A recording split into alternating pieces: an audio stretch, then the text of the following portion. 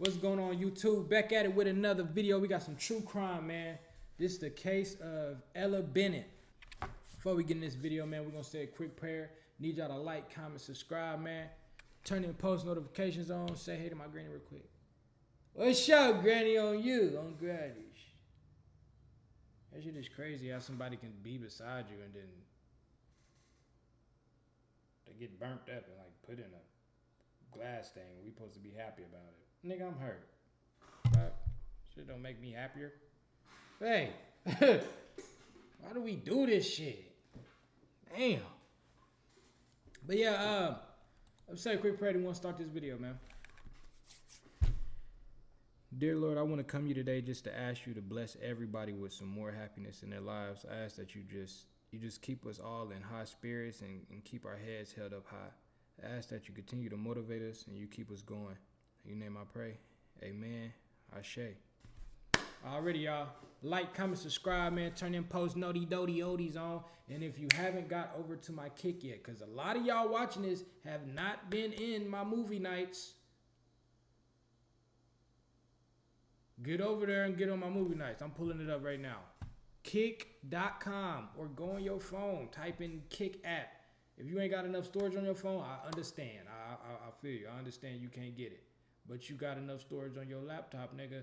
Yeah, type it at kick.com, TrvnLive. We got all types of movie nights on there. You can go back, watch the old ones, or you can wait till the new one come out and then watch it with us. Come on, stop fucking playing, man. I know y'all tired of missing out. We go live on Monday, Wednesdays, Fridays at 11 p.m. Central Time. If you in the Midwest, you in Kansas, you gonna go. If it's 4 o'clock where I'm at, you gonna get on at 4 o'clock. You on West Coast, you gonna get on at 3. You gonna get on at 5. You know what I'm saying? It's at 11, so it'd be 12 o'clock for you.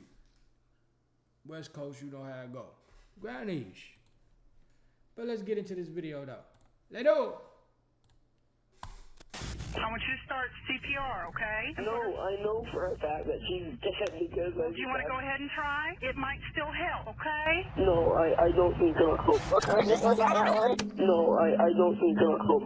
This is 13-year-old Paris Bennet. He is refusing to perform CPR on his 4-year-old sister, Ella. The 911 operator pleads with him to try to save his sister's life. But the real reason the older brother is not cooperating is because he is hiding the most disturbing secret.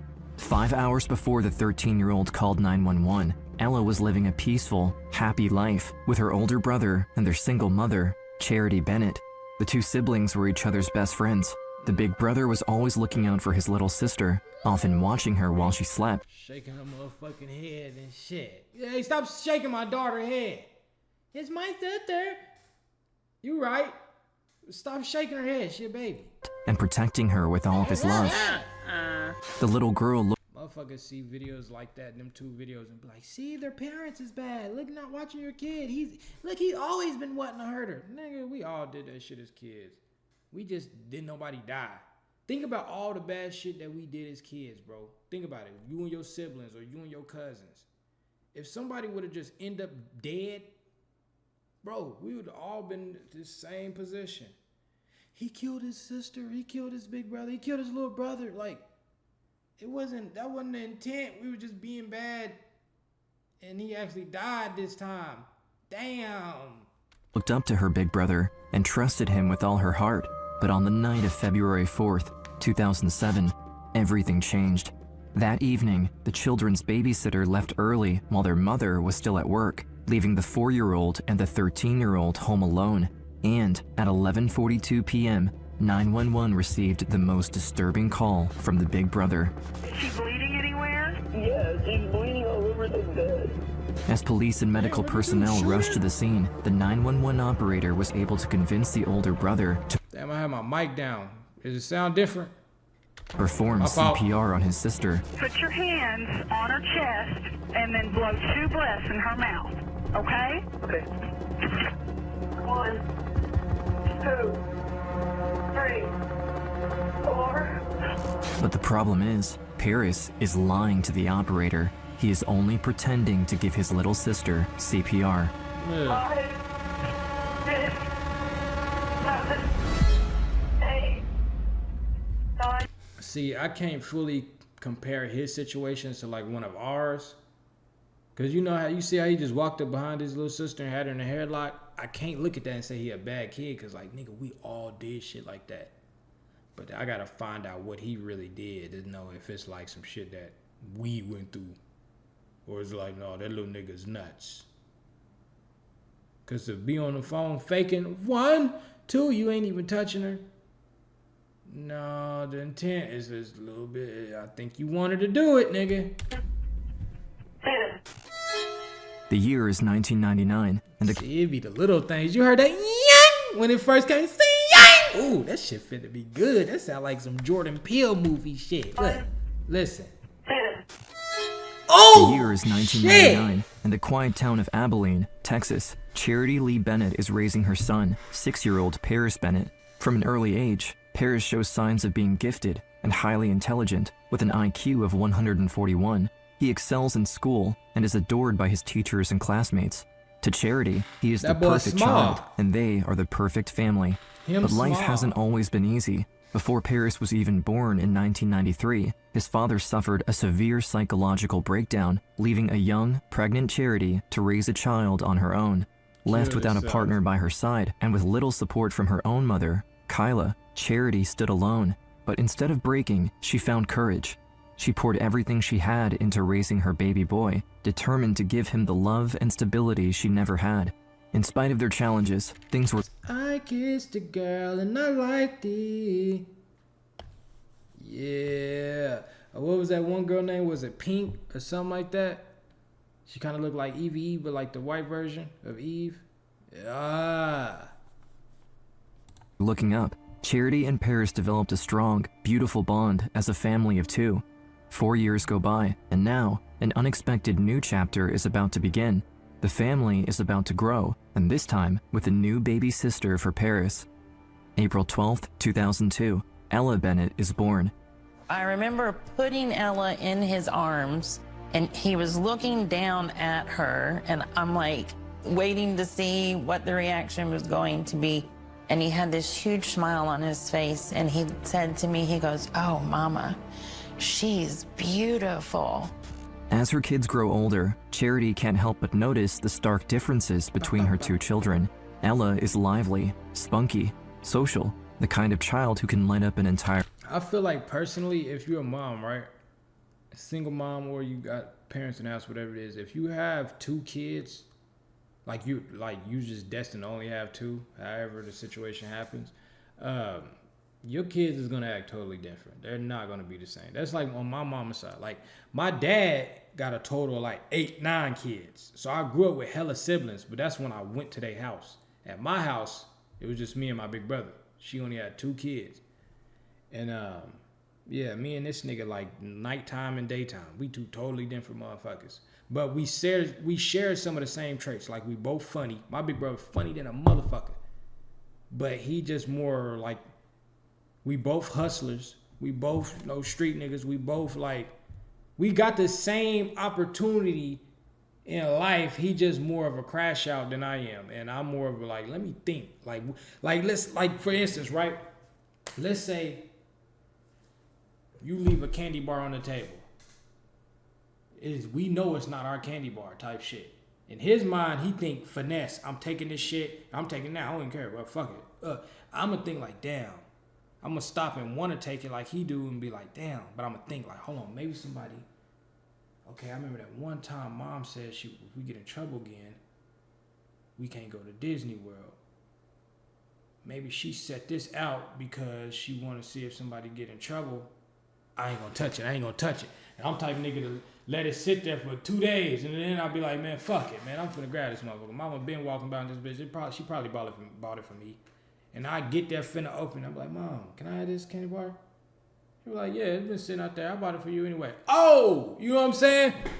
My brother be like, I don't give a fuck, nigga. I'm just taking it. Like, we 2 totally different people. We had the same goal, but 2 totally different ways on getting the goal. And he never gets there. Because anybody you live your life as a crash out, nigga, you're going to fail for the rest of your life. It's never going to work. Ever. Her room.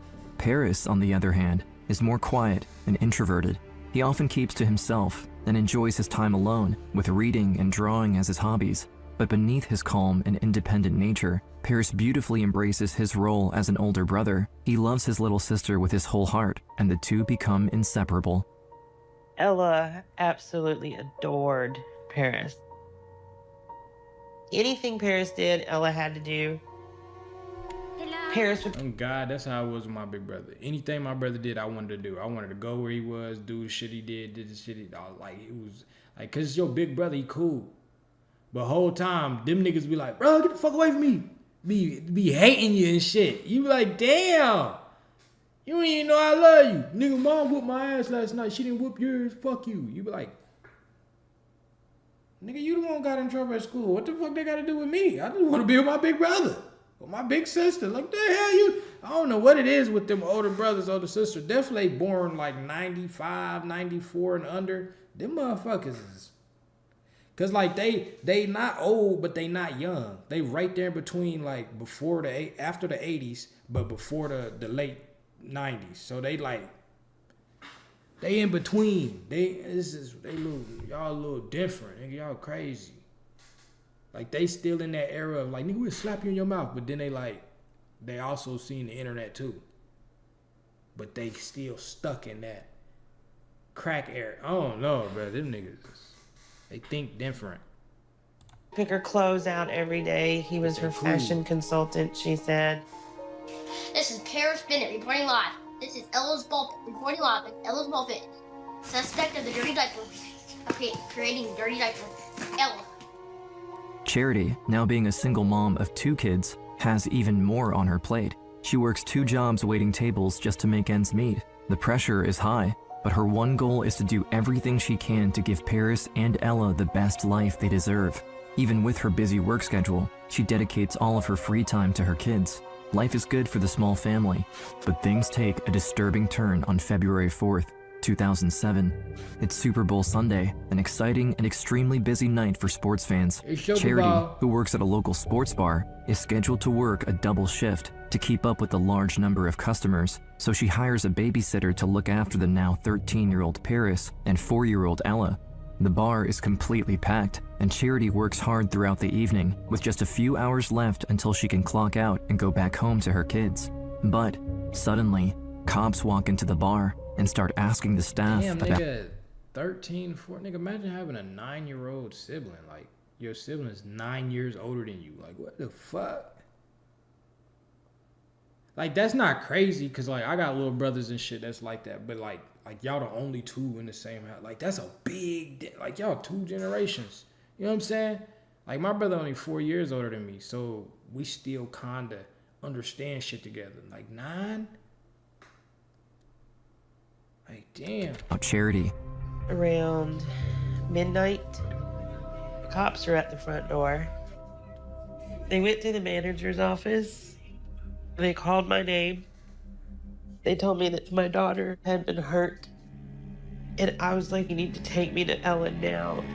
Charity is in a state of shock. They quickly leave the bar, and police escort her home. Her mind is racing. She attempts to stay calm, still not knowing what happened to her children, and specifically, Ella. Charity tries her best to not imagine the worst, but the cops' serious looks, combined with their unsettling quietness, sends a chill down her spine. As they finally arrive, Charity sees her house is blocked off with caution tape and surrounded by dozens of people. Police everywhere, news trucks, neighbors. The entire street was lit up. At that moment, Charity knows something terrible has happened. Unable to be left in the dark for any longer, she pleads with the cops, begging them to just tell her what they seem so afraid to reveal. And that's when her entire world flips upside down. Ella is dead. Charity is at a complete loss as she watches Ella's body being carried out of their family home. The sight is too much to bear. She was in a body bag. Oh, shit. It was zipped up to her chin. She had blood coming out of her mouth. I started screaming that I was sorry that I wasn't there.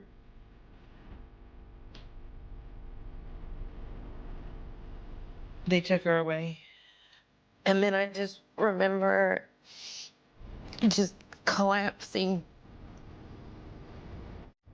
After seeing Ella's lifeless body, she finally musters up the courage to turn B-A-N-A-N-A-S. This shit is bananas. B-A-N-A-N-A-S. Nigga, that's how I learned how to spell bananas. That song. I swear. Respect, all that shit. B-O-O. I was like, nigga, I know how to spell Boosie, nigga. to the detectives and ask, "Where's my son? What happened to Paris?" They tell her Paris is already at the police station, waiting for her. She lets out a sigh of relief hearing that Paris is alive and well, but as she gets into the police car to go and reunite with her son, something feels off. There's a coldness in the air. Anxiously waiting to arrive, Charity's mind is racing with questions. And what's even more disturbing is that deep down, something about this moment feels oddly familiar to Charity. An unnerving feeling history is repeating itself. And that's because 30 years ago, when Charity was only a child, her family was torn apart by murder. Cobb County, Georgia, 1980. Charity was just 6 years old when her father and mother, James and Kyla, ran a booming trucking empire. They dealt with national shipping and cargo, an industry bringing in billions per year. But behind their seemingly perfect life and success, their marriage was deteriorating. After years of chaos, their volatile relationship ended in divorce, leaving their only child. Y'all ain't give each other space. I feel like y'all gotta, that play a big part in marriage, is space. If you with each other too long, nigga, you gonna argue, nigga, you gonna cheat. As a man, bro, like you with her all fucking day. You down there, you smelling her fart, her ass and shit, like. But that girl that you don't ever get to see nothing down the street, she been wanting this shit. You been in the marriage for 15 years. It ain't the fact I don't love you, but I'm fucking tired of your shit. Nigga, you finna cheat, nigga, straight up. Nigga, I haven't seen a marriage yet where no one didn't cheat. Unless they just play that shit off good. And I feel like, personally, if a marriage, they did that shit perfect, no one cheated, they handled it right, you probably never seen them. You probably never heard of them on the internet. You know, like, they really to their selves. They probably live somewhere far in the country, got their own shit going. If you on the internet, nigga, I don't know. It might not work. Charity caught in the middle of their battles. Give each other However, some space. Charity's parents surprisingly reconnected on March 9th, 1980, and decided to fly to Las Vegas, remarrying in a whirlwind ceremony. For a second, Charity hoped their life would find stability once again, but on March 11th, 1980, less than 3 days after they exchanged their vows, her father, James, was found dead in their family home. Damn! When authorities arrived on the scene, they noted 3 gunshot wounds to his head, heart, and back. James' murder was clearly a targeted attack, and suspicions immediately fell on the newlywed, Charity's own mother, Kyla. Speculation grew when Kyla's name was put back in James's will after their sudden remarriage, because this meant that if anything happened to him, Kyla would inherit control of the entire company, along with his fortune. Investigators also considered whether his murder was maybe a professional hit tied to organized crime, and from there, the whispers grew louder. Rumors swirled that Kyla had allegedly paid $50,000 to have him executed. Detectives were quick to question her about the murder contract, and Kyla admitted she had asked about it, but claimed it was only out of curiosity. Without any other leads, Kyla quickly became their main suspect, and prosecution spent the next 4 months building a case against her before finally taking her to trial. Damn. And then they was going through divorce too. She probably was bitter to the motherfucker. Don't know how she was gonna take care of herself, and said, fuck it, I'm getting some of that money. You're gonna die. You're gonna die, bone. You're gonna die, I'm getting that money, bone. Fuck.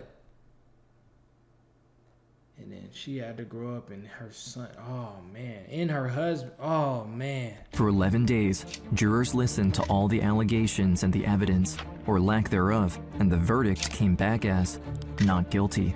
Kyla walked out of court a free woman. In the eyes of many, she had beaten the odds. The killer was never officially found. How the fuck she smiling so high? Free! Like, nigga, you was fighting a murder against your husband. You still should be kind of hurt. You should be like, felt played, nigga. She happy in the motherfucker she got away. Free woman in the eyes of many. nigga, it's crazy how when you get away, you still look like the devil. Like, gave her some little horns and everything. There's something about that look evil. Cause I feel like my wife died and then y'all try to say I killed her and we go to trial, I get found not guilty. I'm not finna be all in the camera like, yeah, what I thought, nigga. It ain't like no random nigga I killed. My wife is dead. I'm mad in the bitch. I'm mad y'all said I did it. She had beaten the odds. The killer was never officially found, and the weapon never recovered. Kyla returned to her life of luxury. Now in complete control of their business empire, she began raising Charity on her own.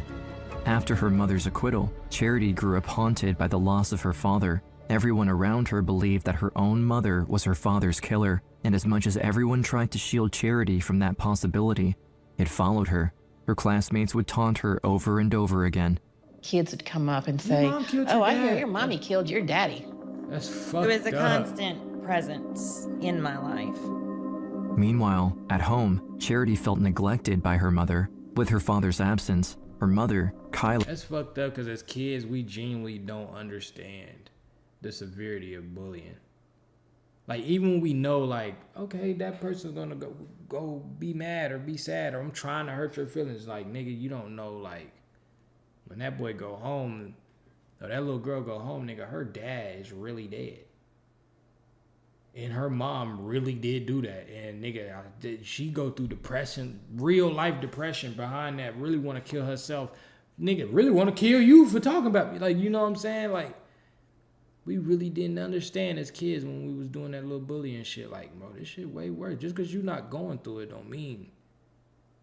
Like, and then we be dumb as kids. Like, we'll talk about a motherfucker and then go home and be dirty. Like, how the fuck like, nigga, we all live on the same block. Why the fuck did we even say some shit about you having roaches and mice? Like, nigga, we live in the same fucking projects. Your shit look just like mine's on the inside. You know what I'm saying? Like, we was young, stupid motherfuckers. She got roaches. Like, nigga, I do too. And I laughed. What the fuck? Fell into a lavish and reckless lifestyle, drinking and doing drugs, all while running the family business, leaving no time for little Charity. Kyla continues insisting that she did not murder her husband, Charity's father, and that she had been framed, but it didn't matter what the truth was, because the relationship between mother and daughter remained strained. As the years went by, Charity focused on her education, eventually graduating from high school with honors. But in spite of her achievements, the love she craved from her mother was still missing. Beneath her calm exterior, she was hiding a secret. The pressure, the loss of her father, and the years of loneliness finally caught up to her, and she desperately looked for a way to silence the noise around her. For the next 4 years, Charity would struggle with an addiction to drugs, but at age 18, she decided to start fighting back and got clean. With a new lease on life, Charity got back on her feet and obtained a university degree in family development psychology. Her quest for purpose grew even stronger when she found out she was pregnant with a baby boy. Then and there, a new chapter had begun. Paris was born, and later, her baby girl, Ella. Even though motherhood gave Charity a second chance, she was never able to fully move on and heal from the trauma she went through as a young girl. The relationship between Charity and her own mom, Kyla, remained complicated, and the pain caused by her father's death echoed throughout the years. Now, the same pain is back and stronger than ever. Decades later, on the night of February 4th, 2007, as she kisses Ella's forehead for the last time before the little girl gets taken away in a body bag. Hours after Ella's body is taken away for examination, Charity sits in the back of the cop car and waits anxiously as they pull up to the police station. The tension is palpable, and she doesn't know what to expect. Once they arrive, she is led into an interrogation room, and now, the first time since Ella's death, she sees her son, Paris, standing at the far end of the room. And when I saw him, the only thing I felt was so happy to see my child. Because he was the only one left. Like, that is a crazy predicament to be in. Like, one of your child kills another one. Do you stop loving this one? You know, like, that's still your son. Like, me personally, if I have a son, right, and I have a daughter, my son kills my daughter, I'm gonna be mad as fuck, but I still gonna love my son, bro. I'm still gonna visit him in prison. You know what I'm saying? Cause you going to jail, little nigga. Yeah. Now I'm not gonna call. Like, I ain't gonna call him, but I'm not gonna lie to him either. You know what I'm saying? But I'm gonna call the ambulance or like get to the hospital, or however the situation is. And if they find out it was you and they pick you up, we gotta figure some shit out. But I can't get you. I can't, like, I'm just be hurt. Nigga, you just lost both of your kids. I'm be hurt as fuck. I don't know what to do. I ain't even got them yet. I hope this never happened to me. Oh, dear sweet Jesus. I started hugging him and just cried forever. And then I realized at some point that he wasn't hugging me back. And that's when everything stopped making sense. Paris's coldness toward his own mother and his sister's death feels deeply unnerving to Charity. Something is not right at all. As detectives take over and begin investigating, they have no idea how disturbing the crime and Paris really are. That night, at around 10:30 p.m., about 2 hours before the 911 call, the children were at home when Paris suddenly pulled the babysitter aside and convinced her to go home early, claiming that their mom was coming home sooner than what was planned, and that at 13 years old, he was responsible enough to take care of Ella until she arrived. Both of these things were untrue. A few minutes later, the two children were left alone in the house. Things quickly escalated. Abilene 911. Hello?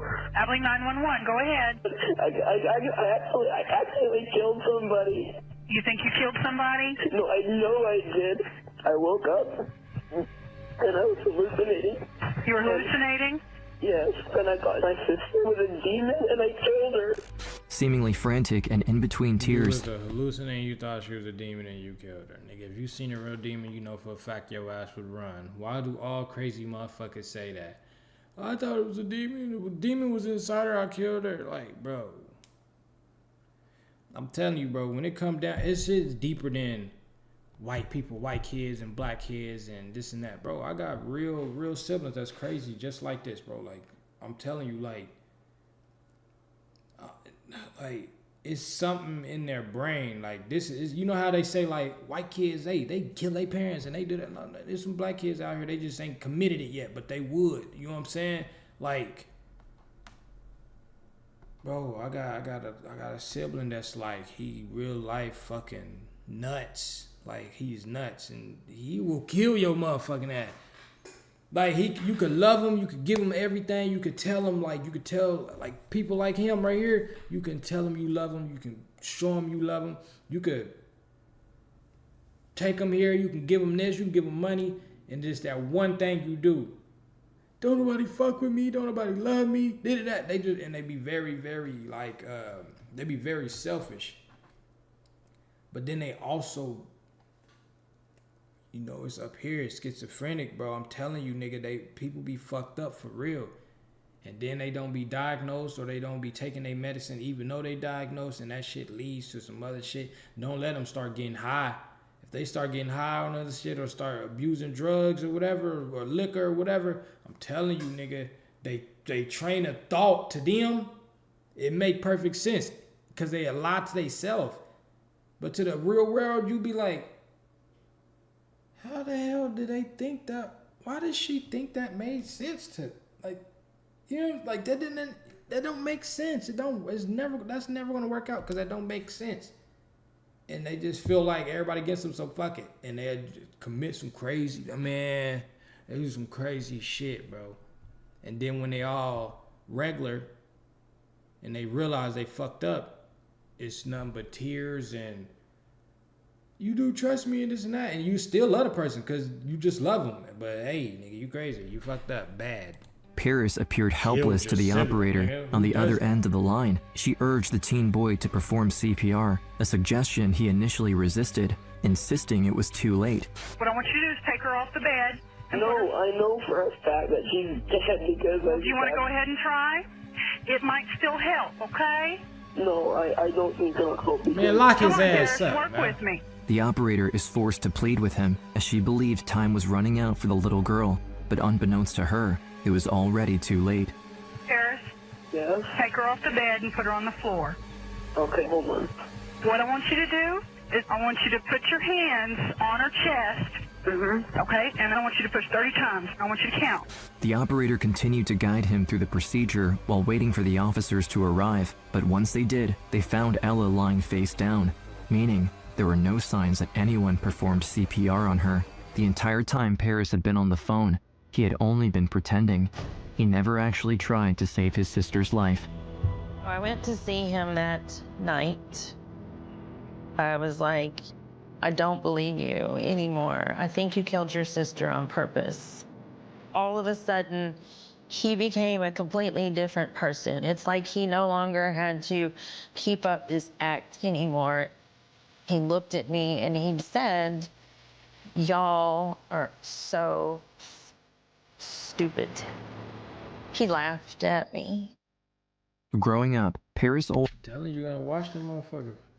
People that look their parent in the face. As a son, if you look your mom in the face and you fucking stupid, she ain't did shit to you, or you call your mom a bitch or this and that. You gotta watch people that'll call their mama a B-word, bro. I'm telling you, nigga, you gotta watch them niggas closely. Don't trust nothing they say. Don't trust nothing they putting towards you. Nothing.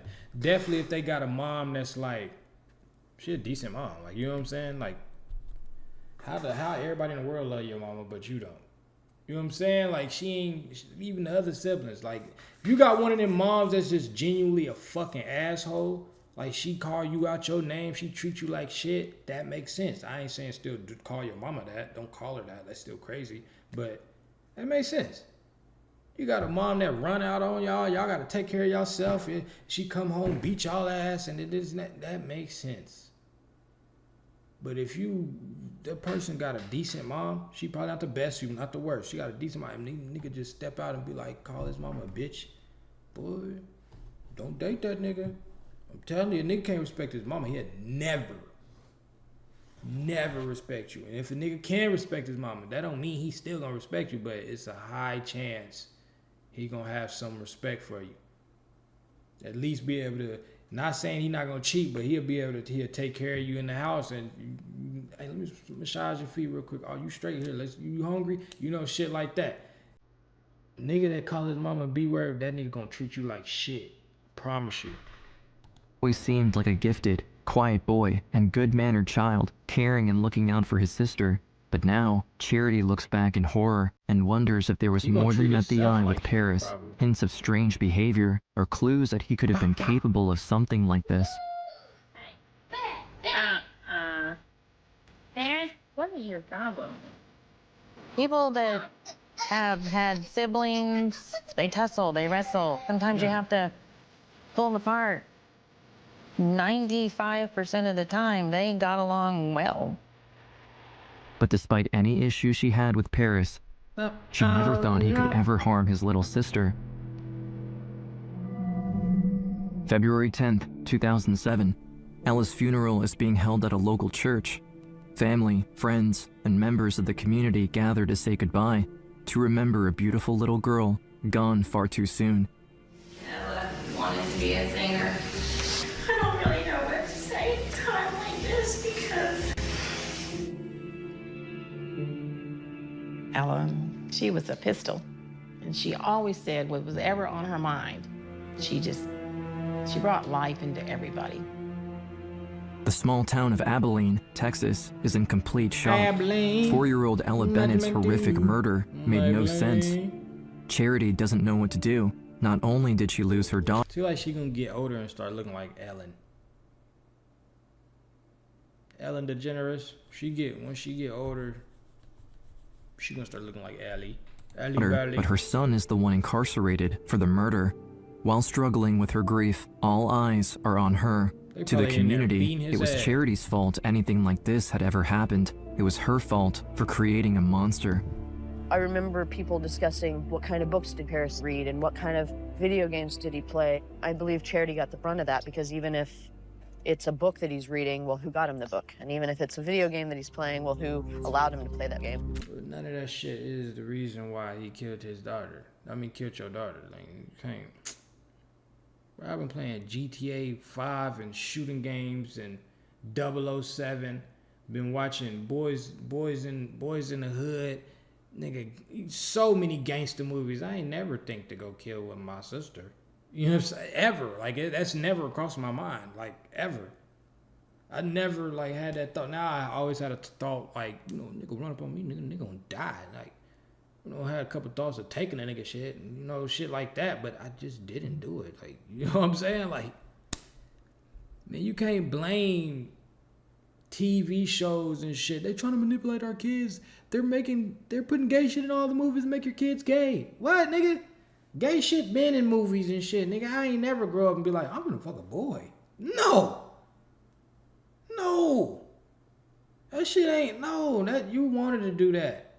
That's just you as a person. If you grow up and start having sex with men, nigga, you gay. You been wanting to be gay. Nigga, that TV show didn't make you like that. Nigga, that video game didn't make you gay. If you grow up and you kill your parents, nigga, that video game didn't make you kill your parents. You just, nigga, you got intensified. Now, it probably was a little seasoning on the thought you already had, and that, you know, that probably was like a little seasoning to it. But nah, that ain't the reason why you did it. You ain't played Black Ops 2 and was like, fuck it, nigga, I'm finna go kill a 13-year-old. Like, no. That was you. It's been in you. And you just let it come out, weirdo. Charity took a lot of heat for her situation. People were very cruel to her. She'd be in a shock. Oh, you're the mother that, oh, your son, you know, and I feel like in those situations, only white people be cruel to white people like that. Because black people, we understand shit. Because we've been through a lot, been through struggle. She seemed like she been through a lot, but who knows about her community? You know, they be growing up, having shit already in set, credit good, life great for them, so they don't understand when somebody go through a certain thing in life because they never had that struggle. Not saying all white people, but a lot of them back then. Community's criticism, Charity was broken. Her first love, Paris, just took the life of her second love, Ella. She feels as though she's lost both her children, but the reality is, Paris is still alive, and she is still his mother, despite the cruel betrayal. But just like everyone in the town, Charity never saw this coming. Charity needs answers. She needs to know what's wrong with her son to ensure she gets justice for her daughter. I had a psychopath checklist youth version administered to Paris and then reevaluated. His assessor told me, you deserve to know that your son is a sociopath. But everything only gets harder once Charity starts preparing for the trial. With her 4-year-old Ella dead and her only living child being the one to take her life, she has to face the fact that by being there for each of her children, she risks failing the other. When I would go talk to a district attorney, I had to be Ella's mother. When I went to talk to a defense attorney, I had to be Paris's mother. And if I tried to put Paris and Ella together in my brain, I really got close to insanity. The trial begins nearly a month after the tragic event. The messiness only worsens when she finds herself standing in the middle of the courtroom. At one point, sat in the middle because I can't choose sides. They're both my children. Deep inside, Charity faces the reality that there's nothing she can do to bring Ella back. She realizes that she must make one of the most difficult choices she could as a mother, and in that moment, she chooses to stand by Paris's side, refusing to abandon him.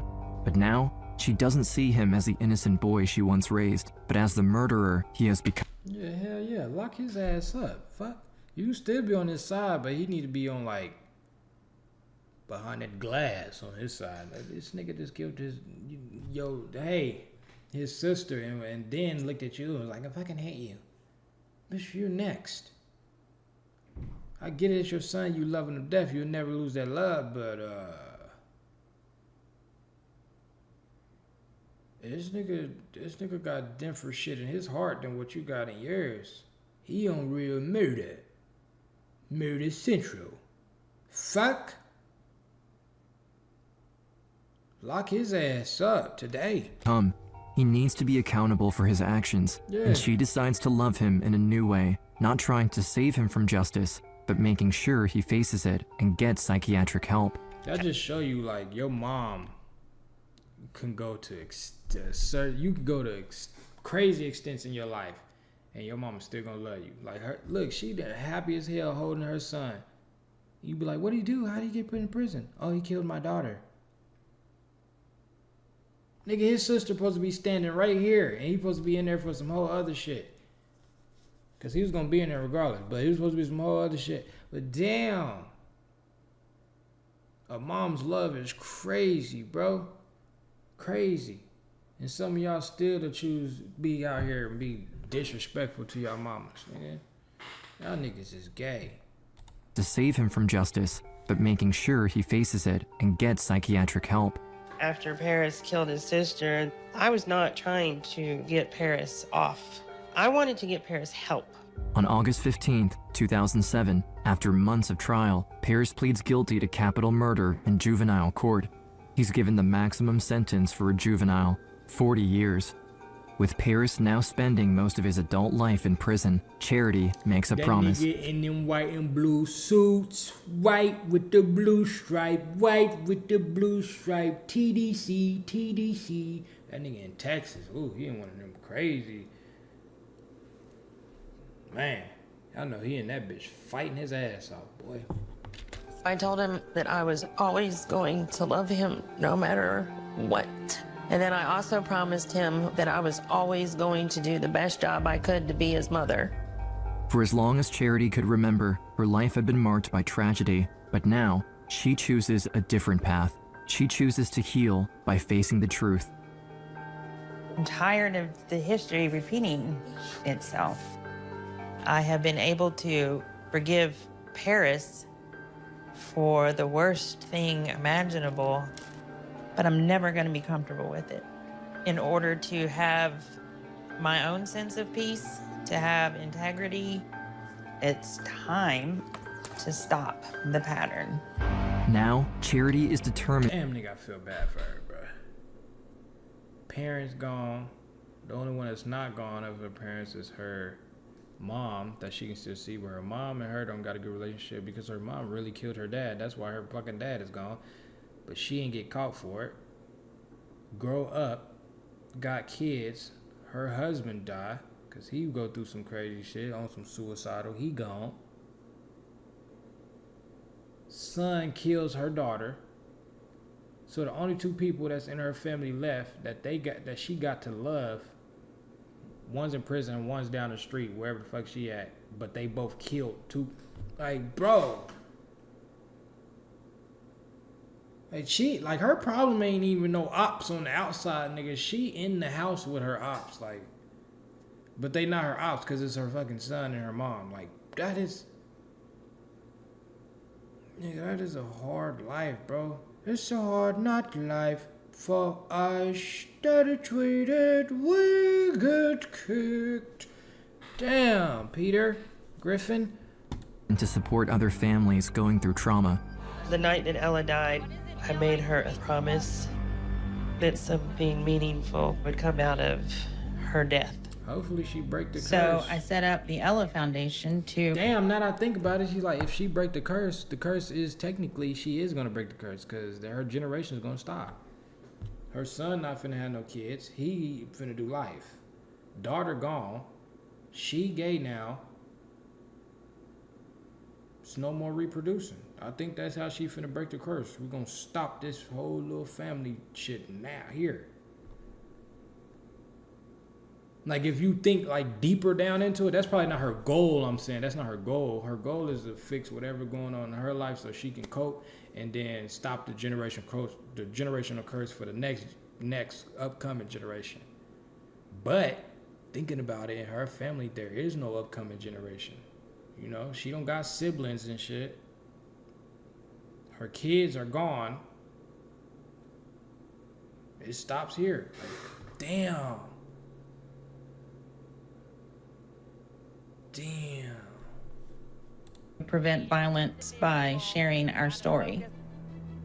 Charity is an advocate for children's mental illness rehabilitation, speaking loudly about getting proper help and support for kids that might be heading down the wrong path due to an unmanaged mental illness. She does everything in her power to make sure that what happened to her family never happens to anyone ever again. Ella's memory continues to heal the wounds of tragedy that defined the Bennets for nearly half a century, and through Charity's voice, Ella continues to offer a second chance to families who have lost hope in healing. You're right that it will never bring Ella back, but it does keep Ella alive. I can't change Paris today. That nigga got a potato skin head.